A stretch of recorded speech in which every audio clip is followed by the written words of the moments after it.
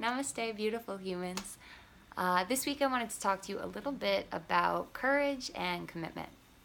So if you are a human living out there in the world, and it's probably true, otherwise maybe your dog is watching this, but if you're a human, then there's something out there that you really want to do, or to try, or to see, or to become.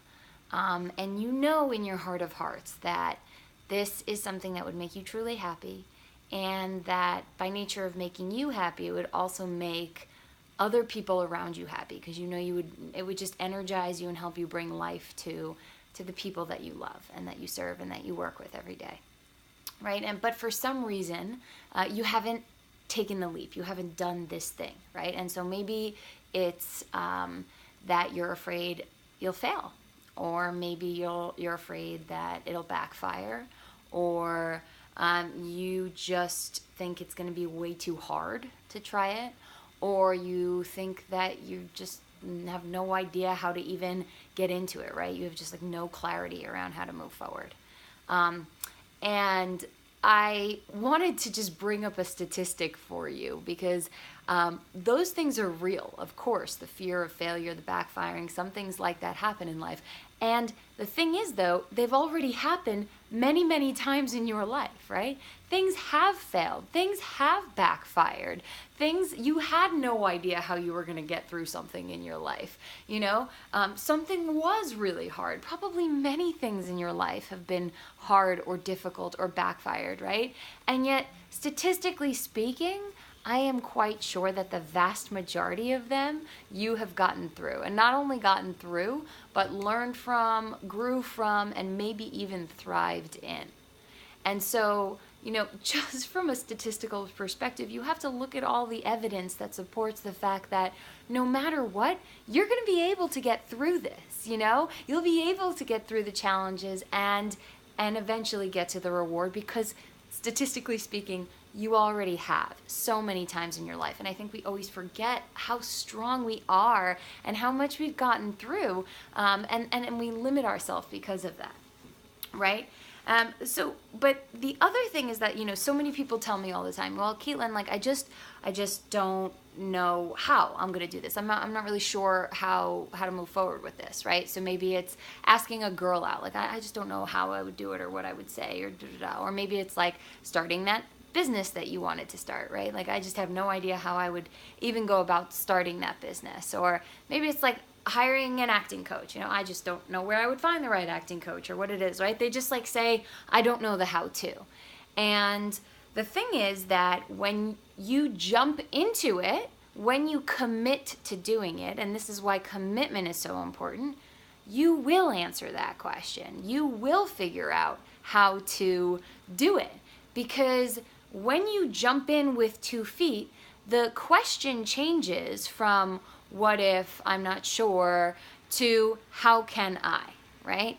So, for example, if you are saying, you know, okay, if you're thinking about asking a girl out, right? And all the questions in your head are like, what if she says no?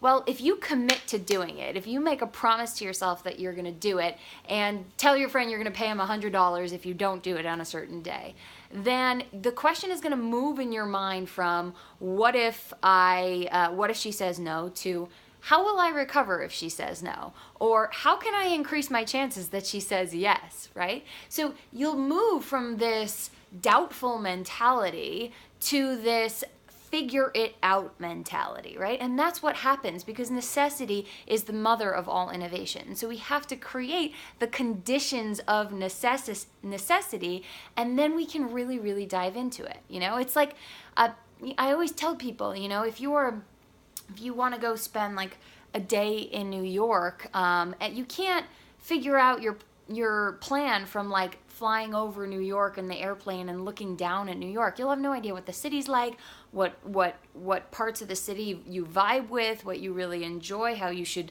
you know, what would work for you. It's when you land your feet in the situation, when your feet are on the ground, then you can energetically feel it, know it, respond to it, etc., right? So you have to get off of the bird's eye view, and you have to jump in order to know. You can't know until you know, in other words, right?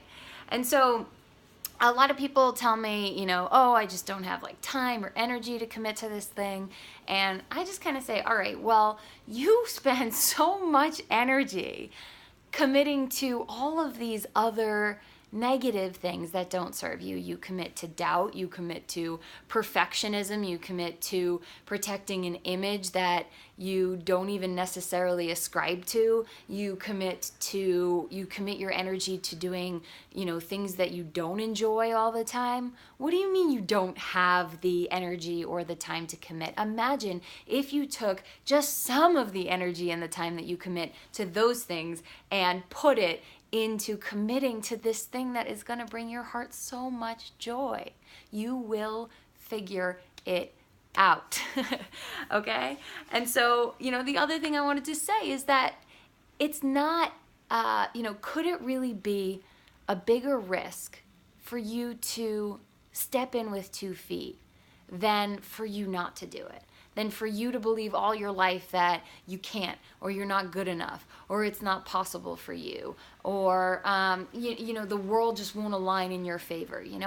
No, that is much more risky. That correlates highly with depression and addiction and all that kind of stuff. That kind of thinking puts you at a much higher risk in life than, I will figure this out, let me just commit to doing it, right? So I also hear a lot of time from people that, this kind of like very half-ass excuse, right? They're like, well, Caitlin, actually, I went to an investor and I told him about my business idea, and he said that nobody would ever invest in it. So I can't jump in with 2 feet. That would be stupid.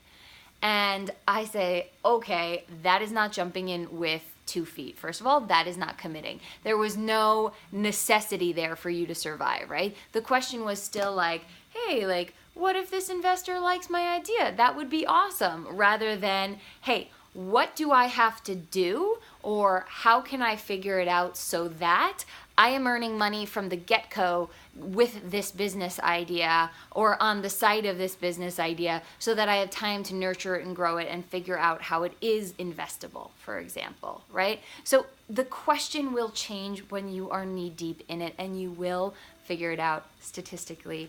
You always have. So the last thing I wanted to help you do is just figure out exactly how to commit. So when people realize that the importance of commitment in terms of achieving and doing what they really want, they then say, okay, but like how? Because I might, walk out of this session or walk out of this meeting feeling really, really committed, and then one scary thing will happen and I'll like jump back. And so the strategy that I tell people is called, burn your boats, which was in Sun Tzu's The Art of War, and many, many other famous military strategies, where basically they would show up at a place where they were going to have a battle, and they would burn their boats. And the reason that they would burn their boats is because they wanted to basically make it even more difficult for them to fail, and really, really, really incentivize them to succeed, right? Like increase that desire to succeed. When we really, really believe in something and really want it to succeed, the chances are that we will make it happen. So please go out there in the world and do the thing that you know you want to do, or try, or be, or see, or live, or experience. Do that damn thing. You deserve it. The world deserves it, because we deserve you being a happy and beautiful presence in this world. All right, thanks for listening to me, guys. I'll see you next week.